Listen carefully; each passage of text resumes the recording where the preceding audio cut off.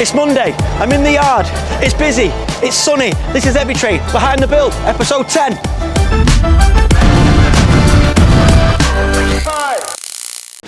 Welcome back. Hope you liked Sunday's episode. We did try and make it shorter, but it ended up being a bit longer. And if you listen to the people's comments, I'd say 50% love the shorter stuff, 50% love the longer stuff. So I'm no wiser as to what we're going to do. So what Hollywood and I have decided to do is just make the content that we think you guys want. 1 week it'll be longer, 1 week it'll be shorter. We'll cover the building side, we'll cover the behind the build side, because I know a lot of people are getting value out of the stuff that I'm trying to pass on, and we'll also show the mechanical side and just basically show you around our business. And if you like it, great, and if you don't, I'm sorry. Another busy week. I'm in the yard and it's absolutely going off. The grabs are out, literally. We've got both grabs out all day, and I think it's because of this absolute miracle, which is blue sky in Manchester, and it's actually about 17 degrees, but we're going to make hay whilst the sun shines. Let's do it.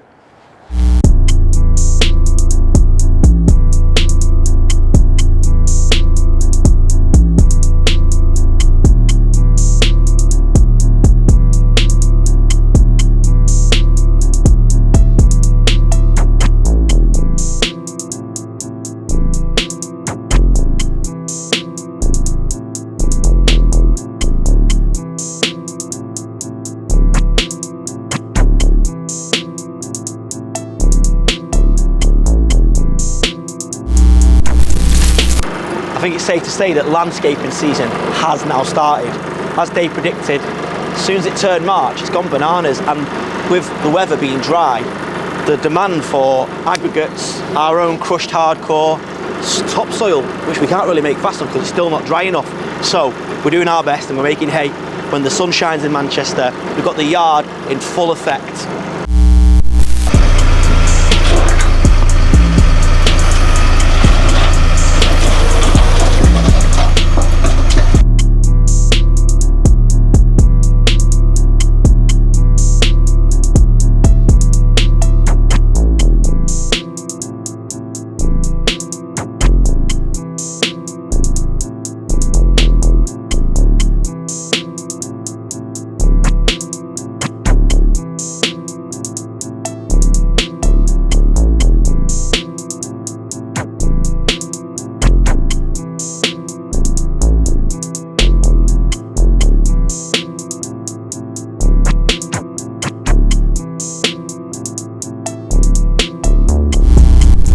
Because we're so busy in the yard, we've had to bring a few of the lads down to help out the sorting and the driving, and it meant that we've actually got a few of the fleet here, which it's very rare that we get a lot of the vans together, so might take this little opportunity to show a couple of them. To be honest with you, I don't really know the names of them. I went in a bit of a flurry. If it was black and it was available and the price was right, I bought it. I bought a lot before COVID when the price of vans was sensible, where it's really expensive now. So we've got this one here, which I think's a relay. We've got the crew cab tipper there. These now stupidly expensive, held its value so well, paid that off now, and that's the Diggs whip. And then I haven't got many small vans, but I've got this little Citroen here that Hollywood's using at the moment because his car's on the blink, so Dale's got to sort that. Then we've got the new shape Navara. I used to have a lot of these, but I think the HMRC is changing the rules on now, so it's actually not that great owning these. It used to be really tax efficient, but Paul, one of the project managers, that's his truck. And then if you come round here, I've got a couple of these high top vans in as well, different ranges, different models, but these are good for the joiners because they can walk in the back and they carry a lot of tools. And then I went a bit of a buying spree and bought quite a lot of these Citroens here. It is a Citroen, isn't it? I think so. I'm rubbish with vans. Again, it was black, so I bought it. So we've got about 5 or 6 of these, almost the exact same year, reg, everything. And then we've got this banger over here, which I have to use it. It's good for keeping your wellies in the back when it's muddy and stuff like that. But yeah, it's nice to get a few of the vans in one place because don't really get an opportunity to look at them. I've said this summer, if it's going to get really sunny and you know I can make it work with lads, I'm going to try and get all the lads to the yard with their vans and the trucks and get a big team photo. I used to have one, but it's out of date now. A few lads have left. We've started a new job today, but it's a tricky one. The access is really tight because there's a private road onto a shared driveway. So we've had to come up with a couple of clever ways to start the dig out and get the muck out to the road. Let's have a look.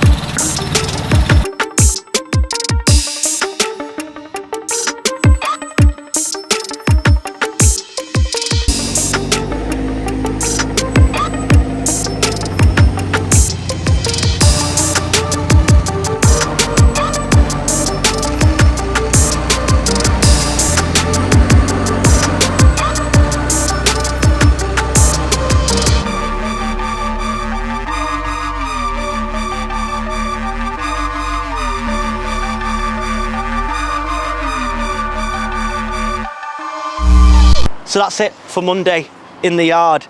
I'm so happy that this yard is now in full motion, making us some money. There's a long way to go before we're actually making genuine profit. However, it's moving and product is going out, stuff's coming in and going back out, and it's starting to wipe its own lip. And I think in any kind of business, initially, that's all you can ask for. And the trick is now is for us to stay persistent, stay tenacious and stick at it, because if you build something, they will come and the work will come. It's happening, and it's my job now to inject the energy and make this thing take off. See you tomorrow. Morning, it's Tuesday. It's still sunny in Manchester. Makes me happy. A few weeks ago, you remember, Alex and I showed you a piece of land that we've bought that we've got planning for a commercial unit.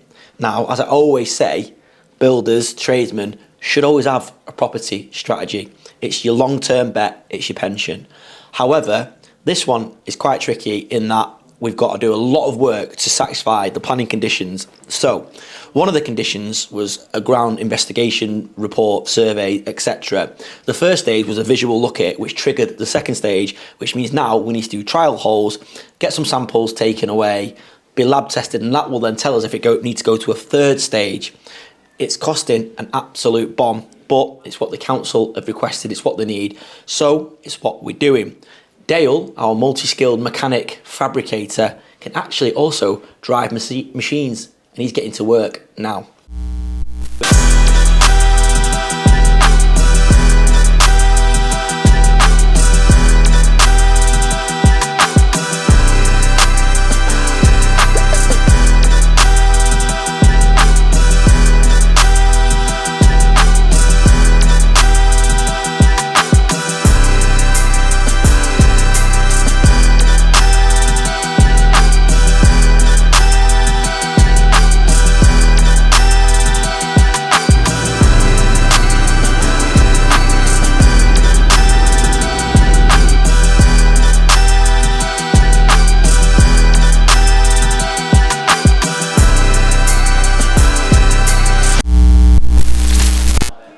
So yeah, let's see how we get on. I'm not sure how long it'll take to get those results back, but hopefully it's positive and we can get cracking. We are desperate to get on with that build. We've got the finance in place. We're going to use our guys to do it, and we just want to get it done, get it refinanced onto a long-term mortgage and get a tenant in there. Like I say, we were considering putting the construction EveryTrade in there, but it's just not big enough. We've outgrown what that will be. So that will hopefully be a really nice unit that'll serve a local business for a long time. That is a good feeling. It's weird, it's so hard getting planning permission in this country, it seems to me. I mean, we do it for other people, but when we're trying to get it for ourselves, you really see how hard it can be, particularly new build. I mean, this is a commercial build, so yeah, that's one thing, but just trying to get like houses away. There's no wonder there's a housing shortage in this country, because it's honestly, it's like pulling teeth trying to get a planning application through. I don't know whose fault it is. I don't know whether it's because the system's antiquated, whether the laws are too strict or what, but all I know is it takes loads of time and costs loads of money. And I suppose on the plus side, it means that supply and demand, there's a lot of demand and not enough supply, so it means people like us can make money from property, can make money from building houses. And I think long term, that's something that we're going to have a whole side of the business dedicated to, which is building affordable housing and getting it out there. Not necessarily cheap, poorly constructed houses, but well built, well insulated, efficient houses that's affordable. So we'll see. I mean, we've got a lot of irons in a lot of fires, but that's definitely mine and Alex's strategy. We want to own that process, take you from when you're born, going through university, your first house that you buy, to maybe your retirement home. That's part of our property master plan, alongside all the other businesses that we've got. Maybe we're spreading ourselves too thin. Someone said that in the comments, and they may be right, but do you know what? Whilst it's fun, we're just going to carry on. So, I got a question in from someone last night, someone called David Perry, and he's messaged me on Instagram, but he watches the channel, and I don't mind doing that because I can actually respond visually now. I've got a way of actually talking to people directly rather than just typing out a long message. And he's asking me, he's saying that he's basically now just hit that threshold, and he's saying that he's worried that he's not going to win as much work, because I remember this when this happened to us. We hit that threshold at the time. It was like 80 grand. This was years ago. It might be 79 or something. And we were really competitive. We went to straight overnight having to add 20%, which makes you nowhere near as competitive in the domestic game. It's all right for commercial because they can claim the back.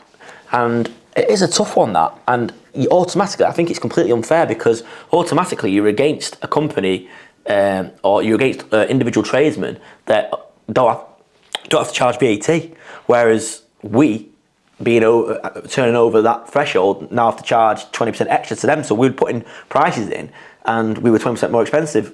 And if have got a slightly bigger business and you've got vans like we have, and you've got a back office, you're even more expensive anyway because you've got overheads. So he's worried that he's now going to put his prices in and be less competitive.